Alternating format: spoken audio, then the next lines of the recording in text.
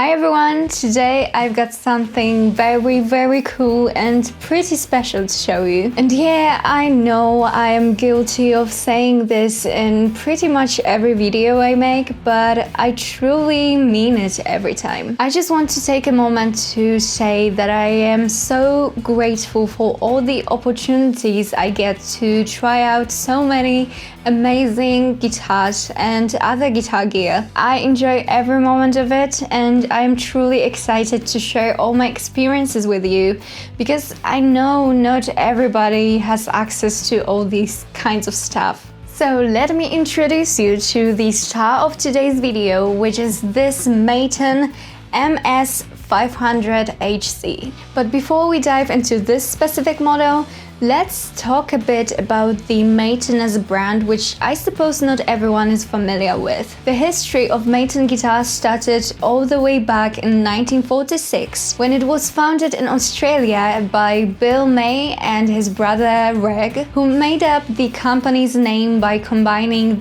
their surname with the word tone. They started producing high-quality acoustic guitars, which at that time weren't really available in Australia, so they quickly became the founding fathers of the guitar industry in Australia. In the late 50s, they expanded into making electric guitars and amplifiers, and they introduced their first solid body electric, the MS500 Mastersound. This is definitely the most recognizable model from all the electric guitars and definitely the company's flagship. But over the years they designed so many cool models such as Firebird or Goldline and many more. And if you want to see some real cool Maton guitars, I highly recommend you to check out Tony Guitar Nerd on Instagram, because he's a collector with a huge knowledge on these. Sadly, Maton stopped making electric guitars around 2020 or 21, so around the pandemic times, and they shifted their focus to acoustic guitars, which they are most renowned for. Now it's pretty hard to find any electrics being sold. I even went on Reverb and tried to find any, and I only found acoustic guitars. So taking that into account, I really appreciate getting to experience it firsthand. Maton guitars of course have some appreciation from famous guitar players. The list includes Keith Richards, Josh Homme, Billy Joe Armstrong, Tommy Emmanuel, or even George Harrison, who borrowed a Maton guitar from a guitar store for a summer tour in 1963 when his grade was in for rebate. But it still counts. Alright, so now we can dive a little bit more into this Maton MS500 HC model. So this is a semi-hollow body electric guitar. It's made out of an interesting composition of tone woods, the Queensland maple body and blackwood top. And that's because Maton, being based in Australia, had access to a wide range of woods that weren't just available elsewhere. The maple bolt-on neck is topped with a rosewood fretboard with pearl dot inlays.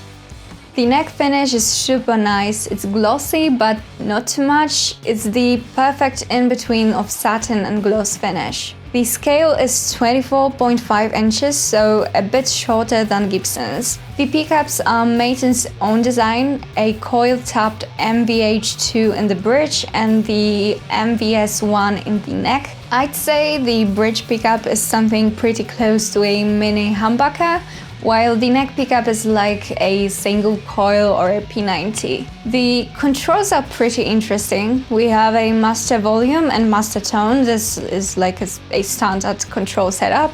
But then we have a coil tap selector for the bridge pickup, and then a three-way rotary selector switch with a handle with three setting names: cool for neck pickup, midway for both, and hi-fi for bridge pickup. But for some reason in this one the switch goes all the way around. I'm not really sure why, instead of locking on these three positions. But it does change the sound, it does change the pickups, so I'm a little bit confused, but it works so.